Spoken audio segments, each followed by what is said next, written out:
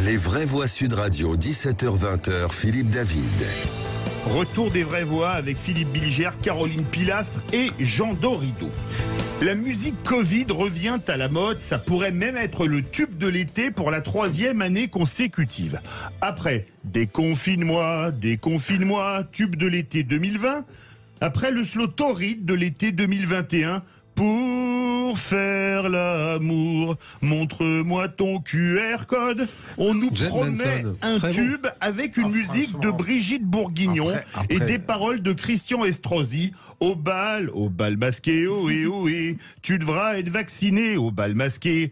Oui, car la future ex-ministre de la Santé, Brigitte Bourguignon, a appelé au port du masque dans les transports et Christian Estrosi a dit avoir des infos sur le retour vaccinal dès le 1er août, c'est-à-dire dans un tout petit peu plus d'un mois. Pourtant, depuis le 14 mars dernier et la mise au placard de la plupart des restrictions sanitaires, on avait le sentiment que le Covid avait disparu. Mais peut-être y avait-il des arrière-pensées électoralistes dans la fin des mesures sanitaires. Aujourd'hui, Elisabeth Borne est en visio avec les préfets et les directeurs des agences régionales de santé, d'où notre premier débat. Covid-19, le gouvernement a-t-il attendu la fin de la période électorale pour remettre en place les mesures sanitaires? Et vous êtes 97% à dire oui. On attend d'une seconde à l'autre Alain Houpert, sénateur Les Républicains de la Côte d'Or et médecin. Les vraies voix, qu'est-ce que vous en pensez? Est-ce que c'est quand même pas un peu bizarre que là, on nous sorte hier la mélopée, musique de Bourguignon, paroles d'Estrosi, retour du masque dans les transports et du pass vaccinal dans un mois? Alors, après avoir dit que je ne dirais pas un mot pour laisser mes chroniqueurs, amis, connaisseurs parler de ce sujet, un mot juste. Il y a quelques jours, je m'étais étonné, parce qu'on m'en avait parlé, du fait qu'avant les élections, on n'avait pas parlé de ça, de l'augmentation de l'épidémie, si j'ose dire, et que après les élections, on en avait reparlé. Mais je n'ose pas penser que maintenant, les modalités concrètes qui peuvent inquiéter résultent d'un dessein malfaisant. Il me semble qu'il y a une montée, encore une fois, moi, dans une ignorance que je cultive malheureusement depuis plus de 2 ans, il me semble qu'il y a des données qui montrent qu'il est peut-être nécessaire de prendre des mesures concrètes. Caroline Pilastre. Oui et non, c'est-à-dire que je ne pense pas non plus que le gouvernement soit diabolique et nous ait caché la recrudescence actuelle du virus qui est plus contagieux mais moins létal. Malgré tout, on peut se poser quand même la question, sans être oiseau de mauvais augure, du timing. Parce que souvenez-vous aussi de la polémique qui a eu lieu durant les municipales avec les histoires de la Covid, les assesseurs contaminés, certains morts. On sait aussi que la manne qui vote le plus sont les personnes âgées et c'est eux qui se rendent le plus dans les bureaux de vote. Donc, est-ce que ça n'était pas contre-productif pour la majorité de parler de ce sujet durant les 2 périodes électorales? Je me pose aussi la question parce que je trouve ça surprenant en termes de coïncidence. On sait qu'un événement chasse un autre aussi médiatiquement. Il y a eu la crise en Ukraine qui a quand même polarisé beaucoup de sujets, ainsi par la suite que les élections présidentielles et législatives. Et là, on nous reparle de la Covid, qui sera encore pire à ce qu'on entend sur les différents plateaux télé de la part des spécialistes à la rentrée. Donc, je suis dans un oui, mais. Jean Dorido. Écoutez, peut-être pour tenter de faire une synthèse de ce que je viens d'entendre j'ai vécu dans la France hollandienne. J'ai vécu. Mais vous agissez aussi cette douleur. Et non, mais alors pour le coup, autant mettre les pieds dans le plat. Écoutez, je trouve pas aberrant l'idée d'envisager que certains hauts responsables, ma foi, au regard de chiffres épidémiologiques plutôt encourageants, ait fait basculer la balance du côté de ça y est, plus besoin de masques, plus besoin de restrictions. Enfin, je veux dire, le Covid, on va, je pense, en reparler encore pendant longtemps, et dans les sciences sociales, et dans les sciences expérimentales, la médecine, l'épidémiologie et autres, parce que c'est complètement fou ce qu'on a vécu, ce qu'on est encore en train de vivre. Et du coup, sans parler d'intention malfaisante, maintenant, je veux dire, ça paraît pas complètement aberrant d'envisager qu'on dit, allez, ça va pas trop mal, allez, allez, vu que finalement on réengage l'équipe, on la resoumet au suffrage, on montre que tout va bien, qu'on a bien géré, quoi. Puis maintenant on se rend compte que ça remonte. Et puis comme c'est des histoires de cloches, ça monte, ça descend, ça monte, ça descend. De toute façon, il y a quand même comme vous disiez Philippe David à l'instant, il y a une espèce de récurrence. Comme ça, on voit régulièrement revenir ces problématiques, ces histoires de masques et de passes et autres. Pardon, c'est l'hôpital.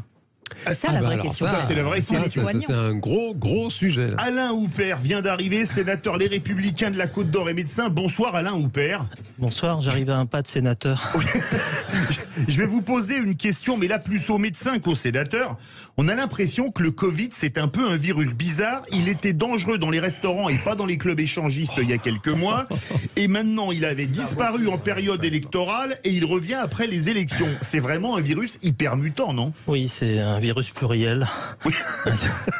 La gauche était plurielle. Comme la majorité de M. Jospin. La majorité de M. Jospin, c'est un virus qui s'adapte... Et les manœuvres sanitaires se sont adaptées en fonction des élections. On les a supprimées avant l'élection. J'ai l'impression que c'était pour favoriser la réélection du nouveau président et du nouveau gouvernement.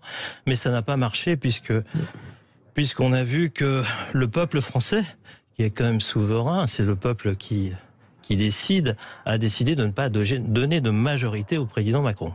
Ça marchait à moitié. Monsieur le sénateur, est-ce que je peux vous demander je connais certaines de vos positions, mais que pensez-vous de la gestion globale de l'épidémie par le gouvernement et le pouvoir ? Est-ce que vous pensez qu'elle a été catastrophique ? Est-ce qu'elle a été médiocre par incurie, par ignorance, ou qu'elle a été parfois même, je dirais, animée par une sorte de malignité ? J'aime bien vos mots, parce que les mots ont du poids. Et vous avez une belle sémantique, cher monsieur. Il va falloir que vous choisissiez, monsieur le sénateur. Vous avez parlé de catastrophique. Le problème, c'est qu'actuellement, quand on utilise le mot qui fâche, ou le mot qui ne va pas à la doxa, vous êtes considéré comme complotiste. Moi, je dirais qu'elle a été catastrophique. Elle a été catastrophique, on l'a vu surtout sur les masques. Au départ, les masques servaient à rien. Ensuite, il les fallait. Ensuite, on s'est aperçu qu'on n'avait plus du tout de masques. Et ensuite, sur le vaccin qui était censé protéger tout le monde, qui était la panacée, qui protégeait de la contamination, qui protégeait de la transmission. Ensuite, on s'est aperçu que c'était faux. Et puis, ensuite, on a continué à dire que ça protégeait des cas graves. Et maintenant, on commence à s'apercevoir que c'est faux. On nous a dit... Je n'aime pas utiliser le mot « on ». Non. Ma grand-mère disait « on, c'est un cochon ». Oui, à Toulouse, on dit « on, c'est un » en 3 lettres. Ah bon. En Bourgogne aussi. Oui. Eh bien, on est dans une doxa qui est délétère pour le pays. Délétère pour le pays, et les mots, comme vous le dites souvent, et j'aime bien vous écouter, cher monsieur, les mots ont de l'importance. On a trop menti par les mots au peuple. Et la vraie communication, c'est le non-verbal. Regardez comment communiquent nos hommes politiques avec leur non-verbal, et vous voyez qu'ils ont menti. Et on est dans une succession de mensonges qui font que les Français, on les a mis dans la peur, et les Français ont peur, et les Français n'ont plus le luxe d'avoir peur. On n'a plus le luxe d'avoir peur parce qu'on a augmenté le seuil de pauvreté, on est rentré dans une crise sociale, dans une crise sociétale. C'est une gestion catastrophique. Caroline Pilastre. Au début de ce virus, personne ne savait ce qui allait se passer. C'était mondial. Donc tout le monde tâtonnait, ça je peux l'entendre. Maintenant, gouverner, c'est prévoir. La question que je me pose, à la rentrée, si on est à une 7e, 8e vague, comme le disent les spécialistes, que va-t-il se passer? Est-ce que nous sommes suffisamment prêts? Moi, j'en doute, honnêtement, parce que quand on voit l'état de l'hôpital, l'état des soignants, 10 000 d'entre eux n'ont pas été réintégrés. 15 000. Non, 15 000, mais sur les 15 000, 5 000 se sont reconvertis et 10 000 ne sont pas retournés travailler et n'ont plus rien financièrement, sont dans une panade, une mouise, pour être très poli, terrible. Donc déjà, on s'est privé de ces personnes qui sont quand même un effectif important, puisqu'on sait très bien que l'hôpital manque de bras. C'est bien la problématique en dehors des lits fermés. S'il y a des lits fermés, c'est parce qu'il n'y a pas suffisamment de soignants. Et ça prend du temps d'apprendre à des soignants ce métier. Donc, que va-t-il se passer? Moi, c'est la question que je me pose en tant que citoyenne. Parce qu'on n'a pas la sensation que le gouvernement ait pris réellement conscience de ce qui s'est passé à ce niveau-là depuis 2 ans. Quand on entend les soignants encore actuellement, cela craque de partout. Mais sur le régalien, en règle générale, ils continuent à se plaindre. Beaucoup font grève et disent on ne peut pas recevoir correctement les patients. Et si il y a une recrudescence de la contamination cet été, on ne pourra pas assurer les soins et on sera encore obligé d'annuler des opérations. Donc moi, je voudrais savoir, monsieur le sénateur, vous qui êtes bien placé au niveau institutionnel, si vous pensez en toute honnêteté intellectuelle et sans corporatisme de groupe, que la majorité actuellement a pris conscience qu'il fallait faire évoluer l'hôpital public. Alain Houpert. C'est pas un problème actuel. C'est un problème qui date depuis 2009. La loi HPST, Hôpital, Patient, Santé, Territoire, qui a été initiée par Madame Bachelot avec le rapport d'un sénateur qui s'appelait le sénateur Larcher, que je connais bien, et que vous connaissez très bien. Donc j'ai voté contre cette loi parce que cette loi, elle a mis le ver dans le fruit dans l'hôpital, c'est-à-dire qu'elle a mis l'administration de l'hôpital. 1/3 du personnel de l'hôpital, c'est de l'administration. Connaissez-vous une industrie dans le monde qui puisse fonctionner avec 1/3 d'administratif? Ça ne marche pas. On a tué l'hôpital. Et là, vous avez bien illustré ce qu'est la médecine. La médecine, c'est soigner les causes. Soigner les conséquences, c'est mettre des pansements. Et actuellement, on met des pansements. C'est-à-dire encore à l'hôpital d'Auxerre, dans le service d'urologie, je me suis renseigné il y a dans le taxi. On est passé de 12 lits à 9 lits. C'est-à-dire que l'administration, pour soigner l'hôpital, elle diminue les lits, puisqu'il n'y a plus au lieu de chercher des soignants. Voilà. On va chercher des soignants en Roumanie, alors qu'on a un numerus clausus qui fait qu'on envoie nos étudiants en Roumanie se former. On marche sur la tête. C'est une administration qui... Je ne crache pas sur l'administration. L'administration, c'est très utile à notre pays. L'administration, elle est gallo-romaine, elle a été renforcée par Napoléon Bonaparte, mais là, l'administration, elle est malade, ou c'est une génération, la grande administration, c'est une génération endogène qui se reproduit entre elles, et qui tue l'hôpital. Faut-il soigner l'hôpital? Il faut soigner l'hôpital, soigner d'une manière différente. Il faut absolument réintégrer ces 15 000 médecins, ces 15 000 soignants, pardon, parce qu'il n'y a pas que des médecins. Et quand on a un peu d'humanité, d'humilité, l'humus c'est la terre, et moi je viens de la terre, et on va tous retourner à la terre, voilà, poussière c'est l'humilité, eh bien il faut avoir de l'humanité et réintégrer ces gens qui n'ont rien demandé, qui ont décidé de ne pas se vacciner parce qu'ils avaient la profonde conviction, et on commence à comprendre qu'ils avaient raison de ne pas se vacciner, et on va continuer à les persécuter. J'ai l'impression que le président de la République a envie de punir les Français, de punir chaque Français, de continuer à les emmerder. Oui, c'est ça. Si je puis me permettre, il continue à emmerder les non-vaccinés. J'aime bien votre terme. C'est vrai. Et former des soignants, ça prend beaucoup de temps aussi. Former des soignants, ça prend beaucoup de temps. Ça prend du temps. Ça prend 10 ans pour un médecin. Jean Dorido, qui est docteur en psychologie. Oui, non, bah écoutez, oui, la santé mentale va mal. Oui, c'est sûrement le parent le plus pauvre de la haute, Charcot se retourne dans sa tombe. De la haute fonction, exactement, chargée de la santé. Maintenant, bon, je vous écoute avec attention, évidemment, les uns les autres. Je vous trouve un peu sévère, monsieur le sénateur, sur cette gestion manifestement à vos yeux calamiteuse de la crise par le gouvernement, parce que, bien sûr, après coup, bien sûr, il est toujours facile de dire ce qu'il aurait fallu faire. Cette histoire, le Covid, encore aujourd'hui, personne n'y comprend rien. Même les savants se chamaillent les uns les autres parce que d'un groupe contrôle à l'autre, toutes choses ne sont pas égales par ailleurs. Sur cette fameuse efficacité ou non-efficacité du vaccin, c'est le principalement, justement, précisément le travail des savants, de tenter de comprendre, de vérifier. Bien sûr, les groupes pharmaceutiques font leur job dans cette histoire. Eux, leur travail, c'est de démontrer que c'est efficace.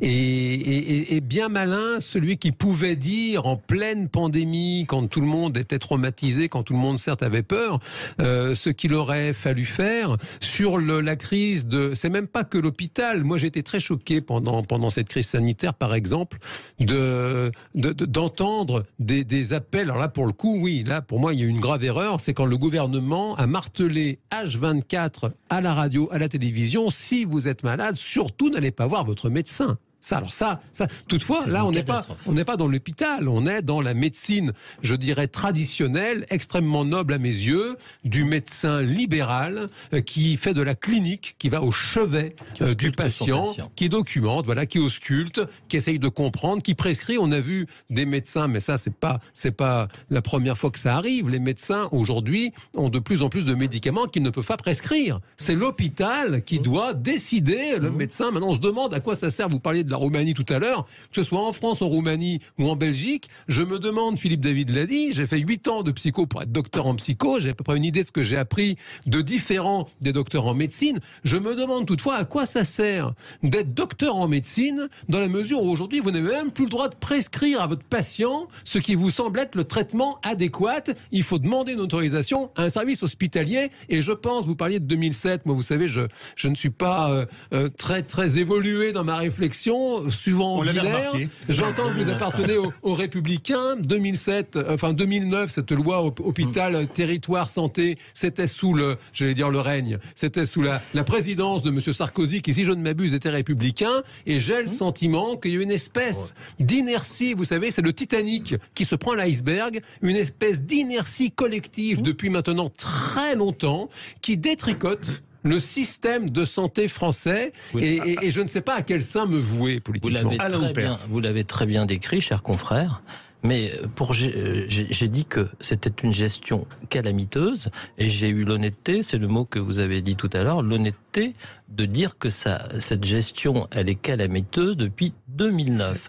Et si on avait eu au moins l'intelligence d'aller dans les placards du Sénat, où il y a plein de rapports, et le rapport sur la grippe H1N1, tout était décrit sur ce qu'il fallait faire. Voilà. Et on s'était moqué à l'époque, cela dit, de Roselyne Bachelot, parce qu'elle avait fait justement, elle avait pris ses précautions. Mais le rapport du Sénat est très sévère, et a décrit exactement ce qu'il fallait faire. Il suffisait d'aller de le lire et de Monsieur le sénateur, la France est très douée pour les rapports, les colloques, surtout quand on n'en fait rien. Ça sert à caler les meubles. Oui. Une dernière question, Alain Houpert. Vous pensiez vraiment le bien que vous disiez de Philippe Bilger? Ah oui, j'admire. Parce que j'aime bien les mots. Je vous conseille, nous avons un docteur en psychologie, alors. Ça s'arrangera. C'est important de mal nommer les choses, c'est faire du mal au monde. Albert Camus. Merci beaucoup Alain Houpert, sénateur de la Côte d'Or, les Républicains et médecin. Verdict sur Twitter, un score brejnevien et non pas républicain.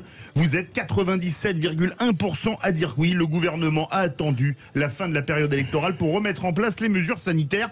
Tout de suite, la chronique politique qui va être hautement culturelle de notre ami Frédéric Brindel.